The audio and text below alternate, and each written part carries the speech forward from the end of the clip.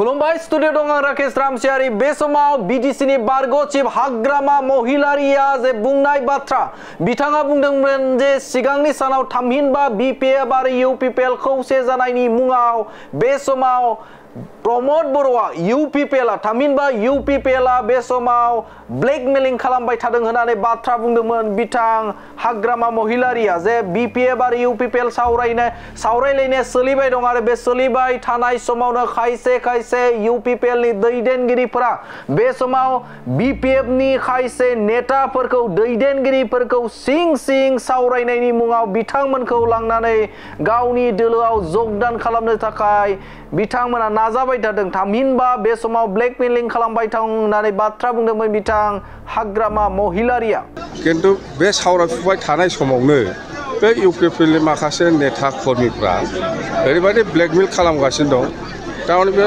माने जोंनि दलखौ सेस खालामनो नाजादों नस्थ' खालामनो नाजादों आरो बे बाथ्राखौ लानानैनो बिथां बीटीआर नि गाहाय मावफुं सोद्रोमा प्रमोद बर'आ गोख्रों फिनजाथाय होनायखौ नुनो मोनदों ब्लेकमेलिं खालामनायनि बाथ्राखौ लानानै थामहिनबा सिखावै थगायनानै बे समाव गोबां दैदेनगिरिफोरखौनो यूपीपीएलआव जगदान खालामहोबाय थादों बे बाथ्राखौ लानानै बे समाव बीटीआर नि गाहाय मावफुं सोद्रोमा प्रमोद बर'आ गोख्रों फिनजाथाय होनायखौ नुनो मोनदों बेफोरबायदि ब्लेकमेलिं खालामनाय जायाखै होननानै बाथ्रा बुंदों बिथां गाहाय मावफुं सोद्रोमा प्रमोद बर'आ बेबायदि जेबो नङा गावबा गावनि हान्जा गावबा गाव खामानि मावगासिनो दङ राजखान्थियावथ' रावबो जनानै थाया बिथांमोनाबो मावगोन जोंबो मावगोन बीजेपीआबो खामानि मावदों कंग्रेसआबो मावदों एजीपीआबो मावदों स' बेवहाय खुनु ब्लेकमेलिंनि खोथा गैया गावबा आरो बे समाव रोखा खालामदों जे गुबुन राजखान्थि दोलोफोरा बे समाव गावबा गावनि दोलोखौ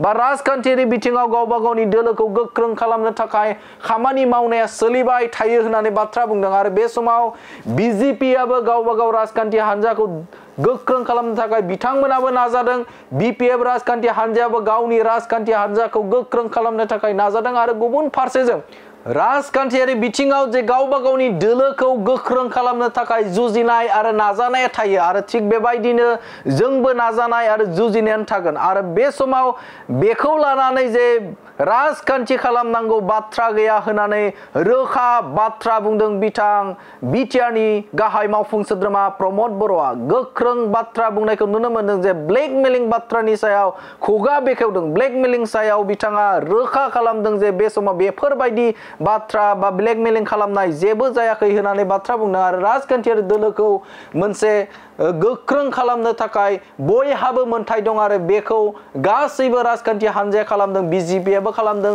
यूपीपीएलआबो खालामदों आरो बीपीएफआबो बे समाव गावबा गावनि राजखान्थिखौ दोलोखौ गोख्रों खालामनो थाखाय जगदान आरो हाबाफारिया गुबुन हाबाफारिया सोलिबाय दं होननानै रोखा बाथ्रा बुंनायखौ नुनो मोनदों बेखौथ' बयबो लुबैयो बर' माहारि खौसे जानायखौ बयबो लुबैयो नाथाय राजखान्थि भाबै जे खौसे जानांगौ बेवहाय बिनि जि थांखि बेबो रोखा जानांगोन जोङो राजखान्थि खालामनो खौसे जागोन ना हारि जौगानायनि थाखाय खामानि मावनो खौसे जागोन दा राजखान्थिया जेब्लायबो गोहोखौ लानानै बादायलायनाय दा हारिनि बाथ्राखौ जुदि बयबो सानोब्ला अब्लाथ' खौसे जानांगौ खौसे जानायखौ आंबो बरायो आगोलनिफ्रायनो नाजाबोदोंमोन खौसे खालामनो थाखाय दा बै समाव हाबोआखै दिनैबो जुदि बयबो खौसे जानो लुबैयोबा आंथ' निश्चय बरायगोन खौसे नाथाय बेराफारसेथिं बिथांमोना बुंदों जे खौसे जानायनि मुं लानानै यूपीपीएलनि गावसोरनि बेबायदि जेबो नङा गावबा गावनि हान्जा गावबा गाव खामानि मावगासिनो दङ राजखान्थियावथ' रावबो जनानै थाया बिथांमोनाबो मावगोन जोंबो मावगोन बीजेपीआबो खामानि मावदों कंग्रेसआबो मावदों एजीपीआबो मावदों स' बेवहाय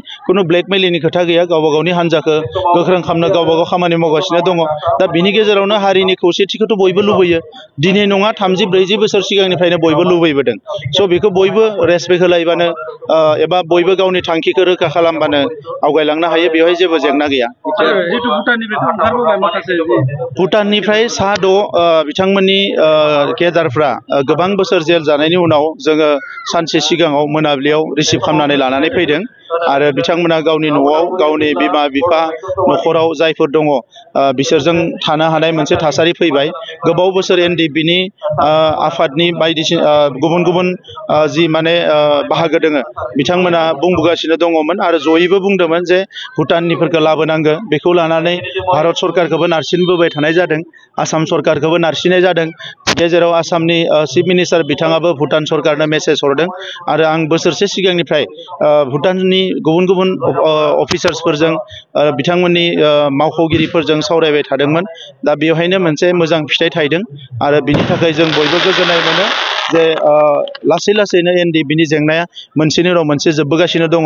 रिहेबिलिटेसनाबो जोबगोन। बिनि उनाव जिखिनि केस दङ हाइनेस्ट क्राइमनि गेजेराव माखासे क्राइमखौ फोजोबनो थाखाय चिफ मिनिस्टार बिथांजों सावरायनाया सोलिगासिनो दङ। दा नंखायनो एसे सम लायोब्लाबो जेंनाफ्रा जोबगोन होननानै आङो मिजिंथिदों। बेबायदि जेबो रादाय खानो गोनां जायाखै, मानोना बिथांमोनजों जों मोजां सोमोन्दो दङ। जोङो एखे बर्डारावनो थायो आरो बे हिसाबै भुटानजों जों जोबोद मोजां सोमोन्दो दङ। बिथांमोनाबो बे सोमोन्दोखौ रेसपेक्ट खालामो, जोंबो बे सोमोन्दोखौ रेसपेक्ट खालामो। दा बे हिसाबै मिउचुवेल आन्डारस्टेन्डिं आरो कपारेसना अराय सम दंलायलायो। बेखौथ' बयबो लुबैयो, बर' माहारि खौसे जानायखौ बयबो लुबैयो, नाथाय राजखान्थि भाबै जे खौसे जानांगौ बेवहाय बिनि जि थांखि बेबो रोखा जानांगोन। जोङो राजखान्थि खालामनो खौसे जागोन ना हारि जौगानायनि थाखाय खामानि मावनो खौसे जागोन। दा राजखान्थिया जेब्लायबो गोहोखौ लानानै बादायलायनाय। दा हारिनि बाथ्राखौ जुदि बयबो सानोब्ला अब्लाथ' खौसे जानांगौ। खौसे जानायखौ आंबो बरायो, आगोलनिफ्रायनो नाजाबोदोंमोन खौसे खालामनो थाखाय। दा बै समाव हाबोआखै। दिनैबो जुदि बयबो खौसे जानो लुबैयोबा आंथ' निस्सय बरायगोन खौसेखौ। नाथाय बेराफारसेथिं बिथांमोना बुंदों जे खौसे जानायनि मुं लानानै गावसोरनि बेबायदि जेबो नङा। गावबा गावनि हान्जा गावबा गाव खामानि मावगासिनो दङ।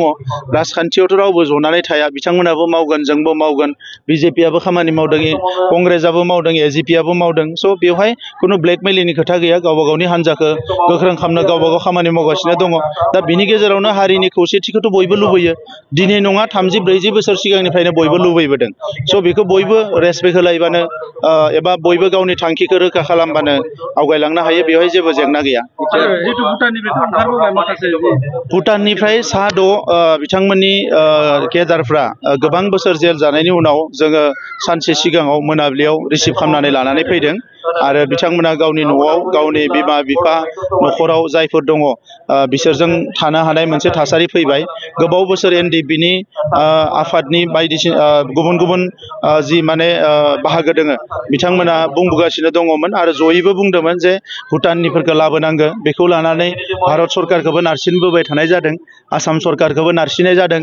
गेजेराव आसामनि चिफ मिनिस्टार बिथाङाबो भुटान सरकारनो मेसेज हरदों आरो आं बोसोरसे सिगांनिफ्राय भुटाननि गुबुन गुबुन अफिसार्सफोरजों बिथांमोननि मावख'गिरिफोरजों सावरायबाय थादोंमोन।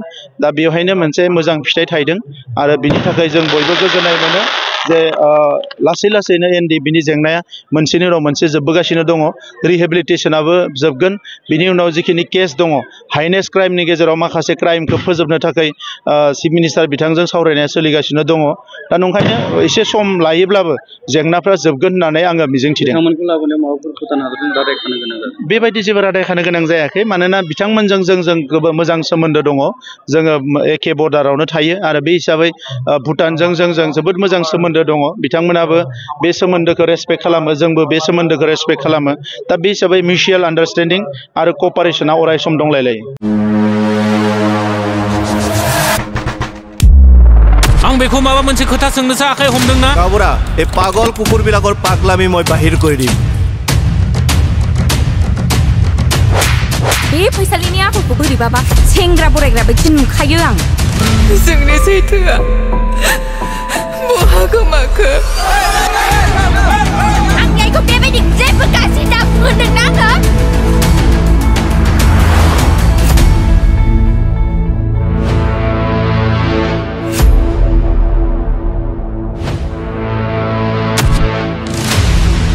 जय हाबा गिसावनि, जय सिमा बाराफोरनि।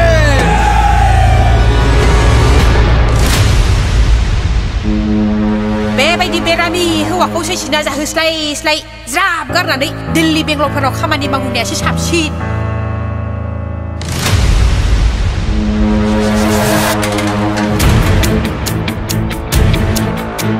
नों बुजियाखै, बिनि आखला एफा गाज्रि मोनबा जोंखौ माने एफा मोजाङै बरायना जिरायखो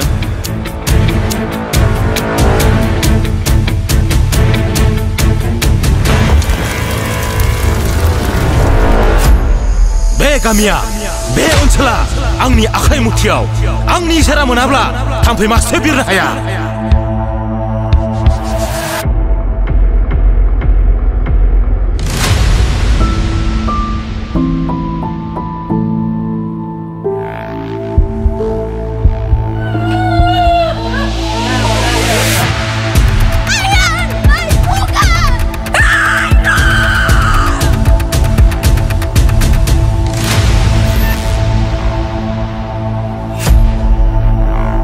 हिन्जाव माहारिनि जानानैब्लाबो सासे दावहारु जाना दावहा नांगासिनो दङ नों जेनाखै फैसालि नों जेनाखै